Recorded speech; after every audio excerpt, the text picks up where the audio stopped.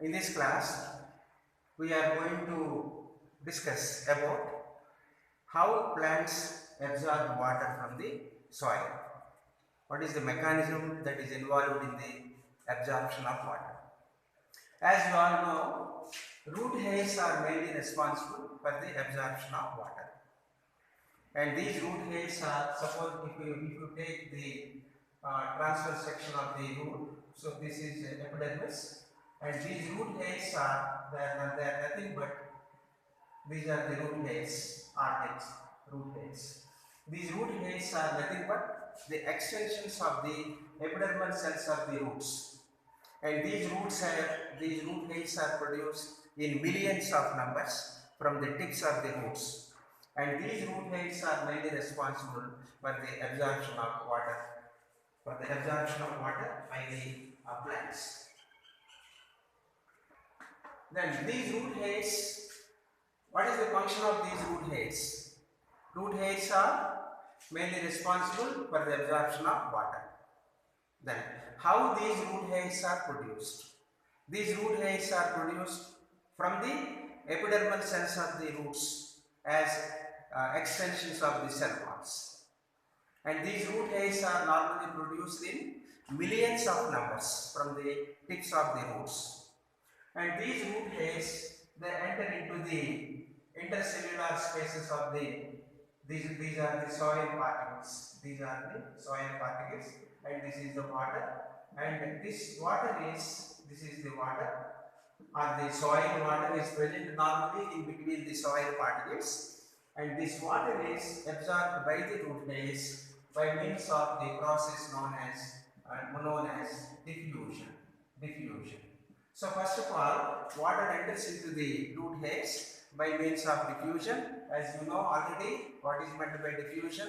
Diffusion means the entry of water from the soil, from the region of higher concentration to the region of lower concentration. So this is the first step in the absorption of water. So by diffusion, water is entering into the root hairs. As there are number of root hairs are present, so these root hairs, they increase the area of absorption. అంటే నీటి శోషణ జరిపేటువంటి వైశాల్యాన్ని ఈ మూలకేశాలు లేక root hairs increase చేస్తూ ఉంటాయి. And after the entry of this root hair water into the root hairs, now how the water enters into the inner side. This is the inner side of the root.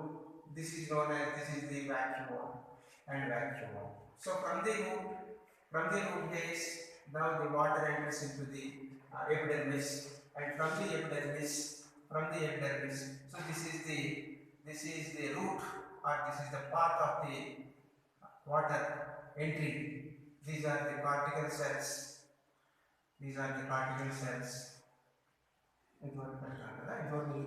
Okay. Then there comes the endodermis. This is the endodermis, and after the endodermis we can come across with the pericycle, and after the pericycle we can come across with the xylem. So this is epidermis. These are the cortical cells. This is endodermis. This is pericycle, and this is xylem. So now we can trace the path of entry of water from the soil. First of all, water from the soil enters into the root hairs. From the root hairs, the water enters into the epidermal cells. From the epidermis, water enters into the cortical cells, and from the cortical cells, next water enters into the endodermis, and from the endodermis, water next passes on to the pericycle, and finally from the pericycle, water enters into the xylem. So that is the last site for the entry of water. It initiates from the root hair, and finally it ends with the xylem. This is the path of water absorption by the plants. As we have already discussed, that first of all water is absorbed by a process called diffusion. After diffusion, the entry of water into the inner layers of the roots takes place by means of two pathways. So there are two pathways. Two pathways for the entry of water into the inner layers of roots. So initially water enters into the root hairs by way of diffusion. Then next, what is the next path? After this diffusion, water enters into the inner layers of the roots, and this entry of water into the inner layers of the roots takes place by means of two ways. There are two pathways. The first pathway is called as apoplast pathway, and the second pathway is called symplast pathway. There are two pathways for the entry of water into the inner layers of the roots. The first pathway is called apoplast pathway. The second is symplast pathway. Then, what is meant by this apoplast pathway?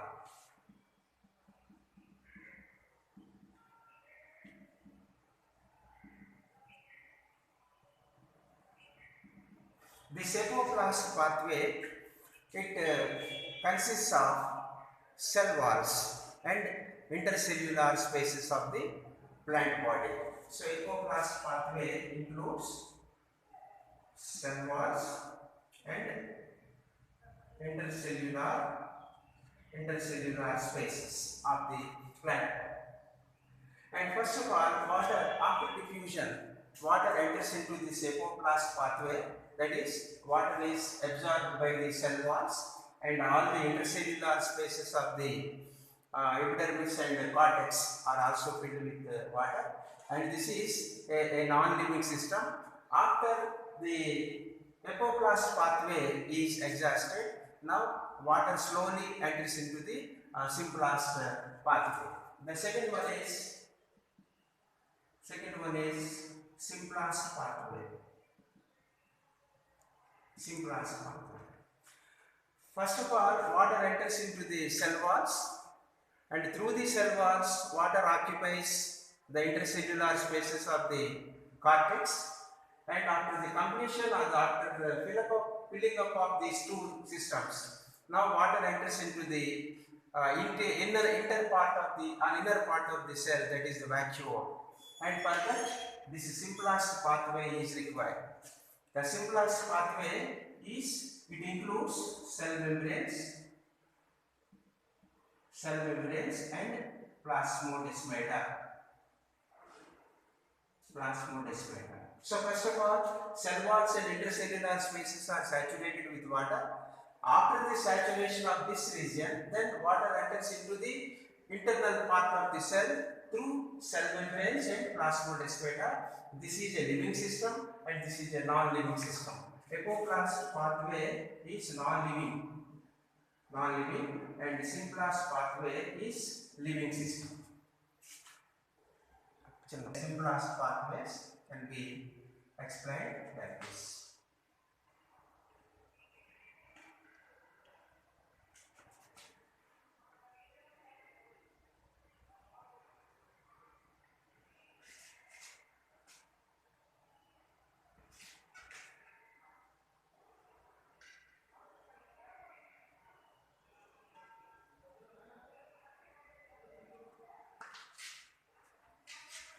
This is epidermis,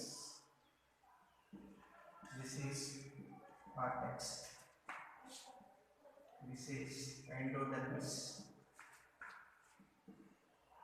this is pericycle, and from this now finally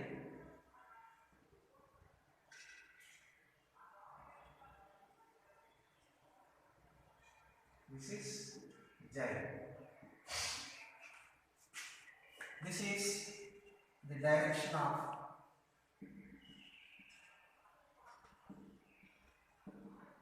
direction of water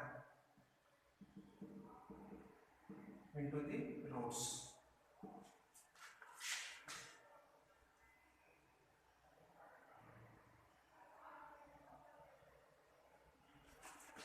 These are the cell walls.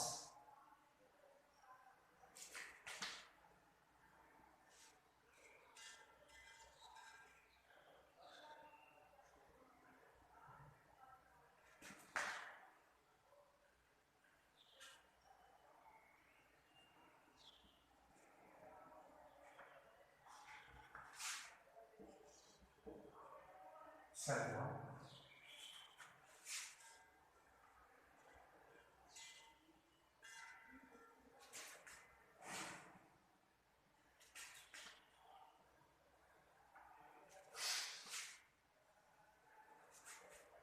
First of all, this is the entry of water. This is apoplast. So first water from the soil enters into the apoplast system. From the apoplast system, now water slowly enters into the epidermal cells.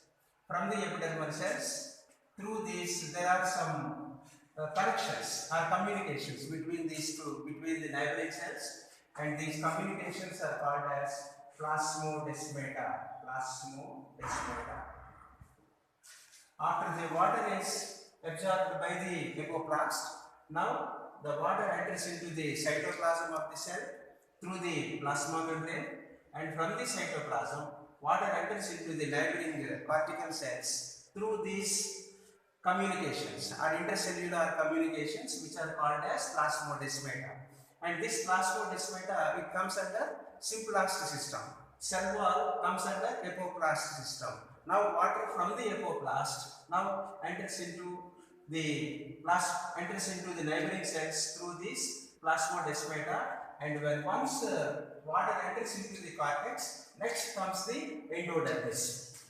Endodermis is a uniciliate layer, and it acts as a barrier, and it allows only for the one-way entry of water. నీరు ఎప్పుడు కూడా ఒకే దిశలో cortex నుంచి endodermis ద్వారా లోపలికి జైలంలోకి ప్రవేశిస్తుంది. This is the unidirectional way, and this endodermis is characterized by the presence of some thickenings. Endodermal walls లో ఇలా కొన్ని thickenings ఉంటాయి అన్నమాట. These thickenings are called as Casparian thickenings. Casparian thickenings. That is, the entry of water from the epidermis up to endodermis takes place through the operation of apoplast pathway. When once water enters into the comes to the endodermis endodermal walls are thickened by means of these Casparian thickenings. Now the water in this direction, now this is the movement of water through the cell walls, and when once water comes to the endodermis, the direction of the water, now water enters into the cytoplasm of the endodermal cells, because the cell walls are they are very much thickened by means of these Casparian thickenings. So from the endodermis, now we can observe the operation of symplast pathway, and from this endodermis, water slowly enters into the pericycle. Pericycle is also a living tissue, and from the pericycle, this is the movement of water. From the pericycle, slowly water enters into the xylem.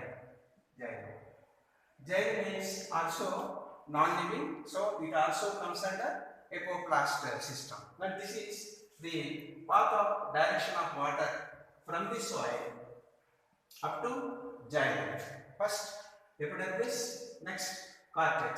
Up to this cortex, the movement of water takes place through apoplast system. From the endodermis, the movement of water takes place through symplast system. Symplast system mainly it is operated through the helping of plasma membranes and also the plasmodesmata, and because the endodermal walls are not suitable for the movement of water because they are very much thickened by means of these Kasperi techniques. So ఇంతవరకు cell walls ద్వారా నీరు ప్రవహిస్తుంది. Cell అక్కడ నుంచి endodermis లోకి వచ్చేసరికి now water enters into the cytoplasm and from the endodermis now water enters into the pericycle and from the pericycle water enters into the xylem. When once water enters into the xylem,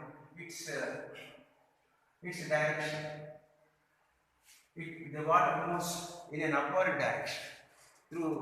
direction through the xylem vessels or tracheids. Xylem is made up of tracheids or vessels, and these tracheids or vessels, they act as conduits or they act as structures for the transport of water in an upward direction.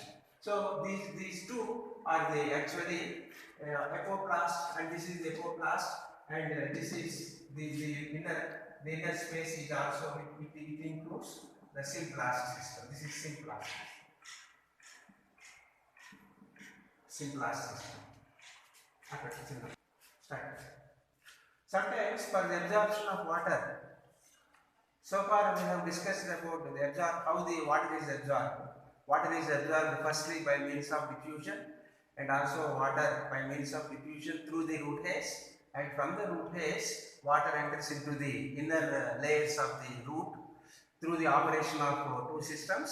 The first one is the apoplast pathway and the second one is the symplast pathway, and ultimately water enters into the xylem, and once water reaches the xylem, its upward transport takes place. Sometimes this mycorrhizal association is also helpful for the absorption of water. Then what is meant by mycorrhiza? Mycorrhiza means association between a fungus and the root and the root system of higher plants. Suppose if you take the root of any higher plant, on this we can observe the association of a fungus like this. This is fungus. This is the root, and on the upper surface of the root we can observe the fungus mycelium is associated with the root, and this fungus, it absorbs water from the soil particles in between the soil. This is the soil. So fungus absorbs water, and the water is transported through the fungus to the root system. This type of association between the fungus and the root system is called as mycorrhiza. And as this fungal mycelium is made up of number of hyphal filaments, so by this mycorrhizal association there is an increase in the area of absorption of water, and it exceeds the area of absorption that is provided by the root hairs. అంటే root hairs కంటే ఎక్కువగా ఈ fungus యొక్క శిలీంధ్ర తంతువులు ఉంటాయి. ఆ తంతువులేమో నీటిని observe చేయడంలో సహాయపడుతూ ఉంటాయి. So this type of mycorrhizal association is also useful for the absorption of water in some higher plants. Like for this we can give an example called Pinus. And this Pinus is a gymnosperm plant where it is a tree, and it made an association with the fungus for the absorption of water because of the lack of root hairs. So by using this mycorrhizal association, this Pinus absorbs plenty of water from the soil, and that water is utilized for its various metabolic activities. The Pinus seed, if we observe the Pinus seed, this Pinus seed, it won't germinate unless it is associated with the fungus. ఆ pinus విత్తనాన్ని కానీ మనం తీసుకుంటే ఆ pinus విత్తనం చుట్టూ ఈ fungus ఉంటేనే ఆ సీడ్ ఏమో జర్మినేట్ అవుతుంది. So for the germination of this pinus seed, this mycorrhizal association is very essential. So by this also plants can absorb water. Next aspect is water movement in plants. So in our first part of our today's class, we have discussed about how water is absorbed by the plant from the soil. Now the second part is, when once water is absorbed and water enters into the plant, then how this water moves in the plant. That is the another important part of this lesson, the movement of water. Water movement in plants is also called as, this can also be described as ascent of sap. This is called ascent of sap. Sap means the liquid part that is present inside the xylem. For the water movement in plants, normally xylem is essential. Xylem. Xylem is an important vascular system. It is made up of brackets or vessels. Brackets or vessels. So for the movement of this water, some force is responsible for pushing the water from the soil and up to the tip of the plant. So the movement of the plant, water movement in plants takes place by means of push or by means of pull. There are two systems operating for the movement of plants inside the plant. One is the push, అంటే కింద నుంచి వాటర్ని పైకి push చేయటము, అంటే పైకి కొంత ఒత్తిడితో నెట్టడము నీటిని. Pull means there is an energy operating at the tip of the plant. With the help of that energy, water is pulled. నీటిని లాగడం పైకి. ఒకటేమో కింద నుంచి నెట్టడము, రెండవదేమో లాగడం. These two systems are operating for the movement of water inside the plant. And if we observe this concept push,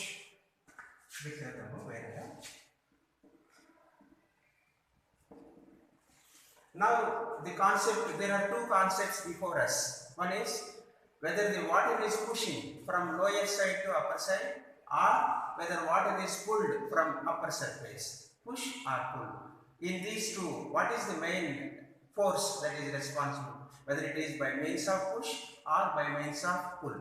If you observe this concept push, for pushing the water from the lower ground level to the tip of the plant, a pressure called root pressure. Root pressure is operating in the root system. Root pressure. వేరు పీడనము అని అంటారు. ఇది వేరులో ఉత్పత్తి అవుతుంది. This root pressure is nothing but it is positive hydrostatic pressure created inside the xylem vessel during the absorption of water by the root. This is root pressure, వేరు పీడనము. So root pressure is, it is a positive hydrostatic pressure. ఒక ధనాత్మకమైనటువంటి ఒక జల స్థితిక పీడనం. Created inside the xylem vessel during the absorption of water by the root.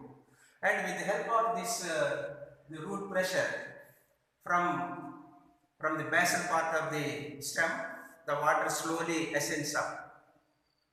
But this is one aspect. This is the definition of the root pressure. The second aspect is the root pressure is of only 2 atmospheres. The value of the root pressure can be calculated by means of an apparatus called manometer. And by using this manometer, we can calculate the root pressure. That root pressure is about 2 atmospheres. By using 1 atmosphere pressure, we can lift the water for about 20 meters. 1 atmosphere pressure though, we can lift the water for about 10 meters. 1 atmosphere, 10 meters. So we can, by using these 2 atmospheres, we can push the water only up to 20 meters. But that 20 meters height is not sufficient. There are some plants like eucalyptus, they measure a length of 100 meters. There is a plant called Sequoia sempervirens, that is the tallest plant in the plant kingdom, that measures about 110 meters. So this root pressure is not sufficient to lift the water up to 110 meters as in the case of Sequoia. వేరు పీడనము 2 అట్మాస్ఫియర్సే ఉంటుంది. ఈ 2 అట్మాస్ఫియర్స్తో నీటిని ఒక 20 metres వరకు మాత్రమే పైకి push చేయగలం. But మనకు ఉండే ప్లాంట్స్లో యూకలిప్టస్ 100 మీటర్స్ ఉంటుంది, మరి సీక్వయా అనే ప్లాంట్ ఉంది, సిల్వర్ ఓక్ ట్రీ, అది 110 మీటర్స్ ఉంటుంది. సో అంత 110 మీటర్స్ హైట్కి నీటిని పుష్ చేయడానికి this root pressure is not sufficient. Hence, this root pressure theory is not able to explain how this water, మరి యూకలిప్టస్ నీలగిరి చెట్లు మీకు తెలుసు 100 మీటర్స్ వరకు ఉంటుంది, అంత హైట్కి నీరు పైకి లిఫ్ట్ అవ్వాలంటే ఈ రూట్ ప్రెషర్ చాలు. So moreover this root pressure is, this process is very slow. అలా స్లోగా నీరు పైకి ఎక్కుతూ ఉంటే it will take some years to reach the water up to that 100 metres. అన్ని సంవత్సరాలు పడుతుంది. మరి అన్ని సంవత్సరాలకు నీరు పై భాగాలన్నీ వాడిపోతాయి. So this theory, as though it was proposed by some scientists, but this theory is not sufficient to explain how the water is pulled up to such a longer distances like 100 to 110 meters. This root pressure, this root pressure can be explained by means of an experiment also. You can take up a balsam plant. This is called balsam plant.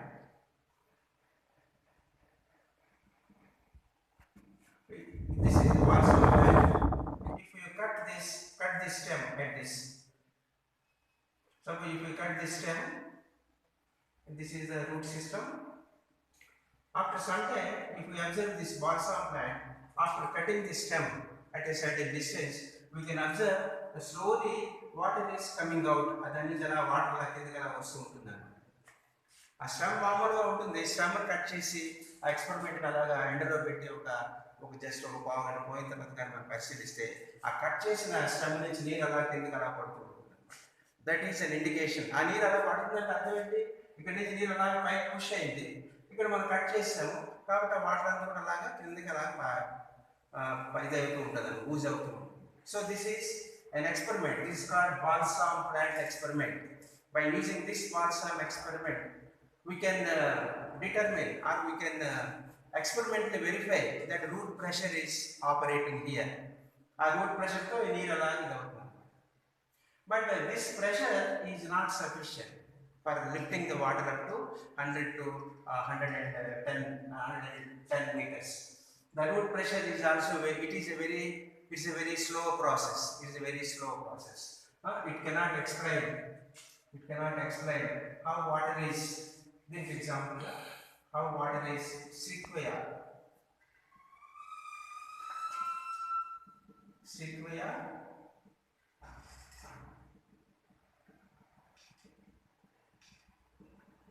Sequoia sempervirens.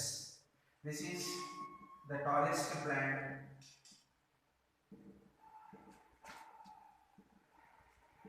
in plant kingdom.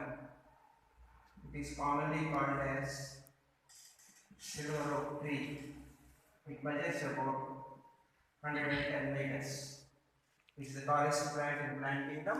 It is commonly called as silver oak tree and it measures about 110 meters. So this root pressure theory, now we can imagine how the root pressure of 2 atmospheres is able to push the water up to 110 meters.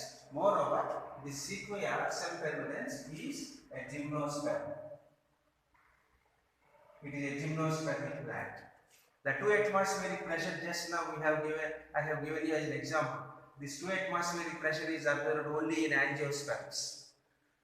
But our tallest plant in plant kingdom belongs to gymnosperms. In gymnosperms, no root pressure is recorded so far. Gymnosperms లో root pressure ఎంతవరకు కూడా record చేయలేదు. There is no evidence for the existence of root pressure in gymnosperms. By this you can easily imagine this root pressure theory, this is a theory, the root pressure theory is not able to explain how the water is ascend to a distance of 110 meters as in the case of sequoia semipervirex. So, and this root pressure is observed only ఎప్పుడు root pressure highest root pressure plant ఎప్పుడు కనిపిస్తుంది this root pressure is observed only during night times రాత్రి సమయాల్లో ఎక్కువగా ఉంటుంది root pressure and also root pressure is observed is చూసుకోమండి ఇది observed during night times.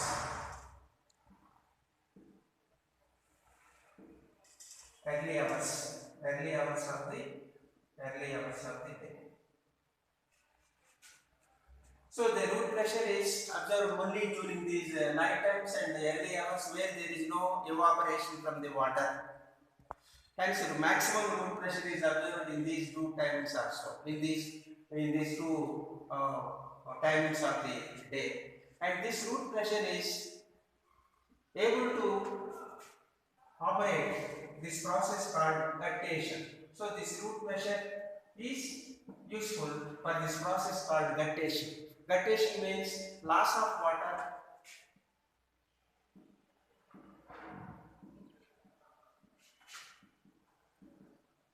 in the form of liquid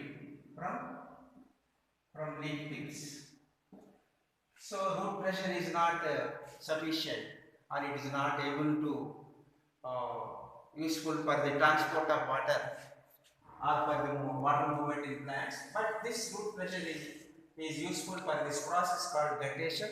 Guttation means loss of water in the form of liquid from the leaf tips. Maximum root pressure is observed only during night times and the early hours of the day where when the evaporation rate is very low. So this root pressure theory is not accepted to explain the water movement in plants. We come to the ending of this part, that is the water movement in plants. In our next lesson, we can take up how this water movement, because the root pressure is not able to explain the movement of water in plants. In our next course of discussion, we can explain how the water movement takes place in plants, what is the other force that is responsible for the movement of water. Next class.